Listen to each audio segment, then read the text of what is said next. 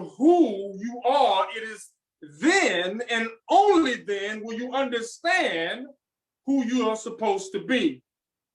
You see, our community is a collective community that is sacrificing for the embellment of those who are not only around you, but those to whom have yet to be born. You see, our families are suffering.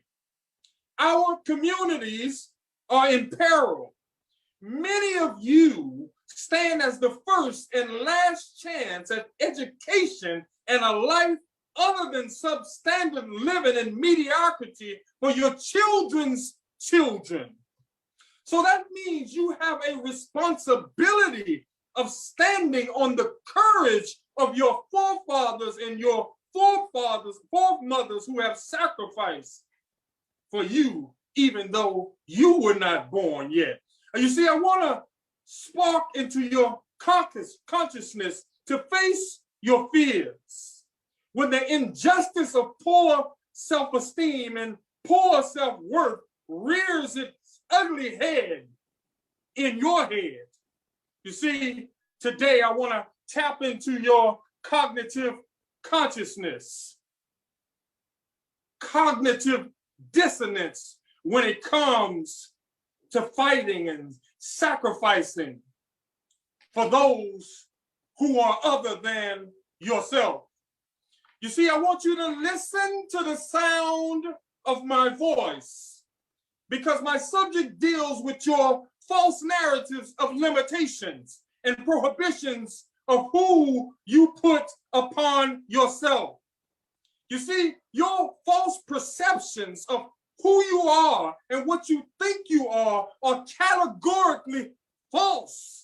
And they have been placed there by the false gods of stereotypes and the idol worshipers of impossibilities. Oh, I'm going to say that again because I don't want you to miss that.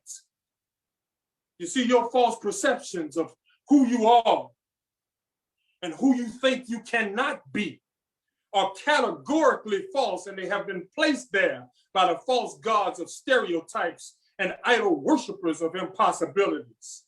And before you think I'm just talking some rap and want some applause and want people to pat me on the back, I left that school in the back of a police car with handcuffs being denigrated because I believed in those gods of stereotypes. I believed in the false narratives that my destiny was to be in the back of that police car. I believed that my future was that. I'll come back to that later. The scripture says no weapon formed against the righteous shall prosper. No, don't stop there. It didn't say the weapons wouldn't be formed. It said when the weapons are formed, they will not prevail against the righteous. That means you have to have a relationship with God, an intimate relationship with God, because racism is a weapon. Discrimination is a weapon. Prejudice is a weapon. Misogyny is a weapon. Sexism is a weapon. Stereotypes is a weapon. Fear is a weapon. See, that means you have to put on the full armor of God and fight and not just talk about fighting. We have to fight not only spiritually, but we have to present our minds and bodies as a living sacrifice holy unto God. That means you have to have a strong attitude. You can't have a weak attitude, a weak constitution, and a weak mind where your destiny is concerned. You see, God's chosen people are those people who choose God. Let me pause there for a moment and say that again. You see, God's chosen people are those people who choose God. Now, let me introduce you to yourself. Who are you? And what is your obligation? Who have you been historically? And who are you destined to be?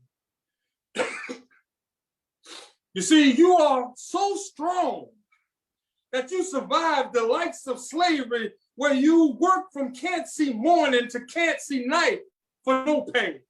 You are so strong that you survived the denigration, degradation, and dehumanization of Jim Crow. You are so strong that you survived the isolation of segregation, where you thought that they thought that you were 3/5 of a human being and not fit for collaboration, cohabitation, or consideration in the human family. But you are so strong that you survived sitting in the back of the bus, sitting on balconies at the movies, drinking from different water fountains, and every moment of your life feeling like you were carrying a mountain just to survive. You are so strong that you survived the stereotypical names that were given to you to denote that you were lazy, dumb, trifling, a boy, or a girl, but you kept your head up and adopted the name as a badge of honor to let your detractors know no weapon formed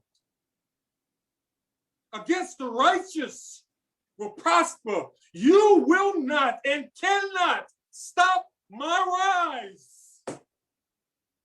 You are so strong that somehow receiving a second-class education in separate schools with 4th edition textbooks with all the limitations on your future, you still rose to the highest ladder of academic excellence, where now in 2018 and 2019, by ethnicity, you have the largest number of PhDs in the world. You are so strong that even in the United States military, we were told that you could never have the intellectual capacity to fly something as technical as an airplane. They were told they had severe psychological and mental and moral limitations.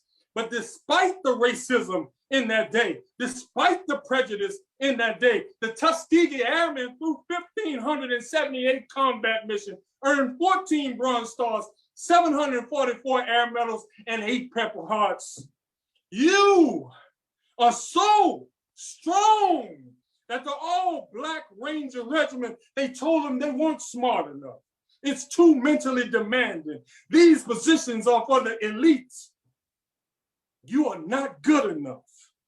Despite the racism in that day, they earned 100 Purple Hearts, 9 Silver Stars, 4 campaign streamers.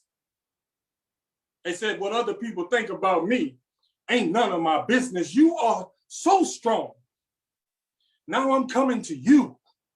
What is your responsibility, my dear family? Why do you sit there in your excrement thinking that you can't achieve? What right do you have to think that you cannot become? What right do you have to take the essence, the sacrifice, the blood and the tears of your forefathers and foremothers and squander your time in disbelief and poor self-esteem? You are so strong. You are the beacon of life for our children's children. You don't have the right to be nonchalant about your educational opportunities. You don't have the right to be substandard and mediocre. You don't have a right because that historically Black college is set up for you. Without that college, many of you, and I know it for a fact, even myself couldn't even get in college. What right do you have to squander that opportunity and sentence your children's children to mediocrity? What right do you have to worry about your own pain, Your pain should not be carried on your children's children. No weapon formed against the righteous shall prosper. We are overcomers.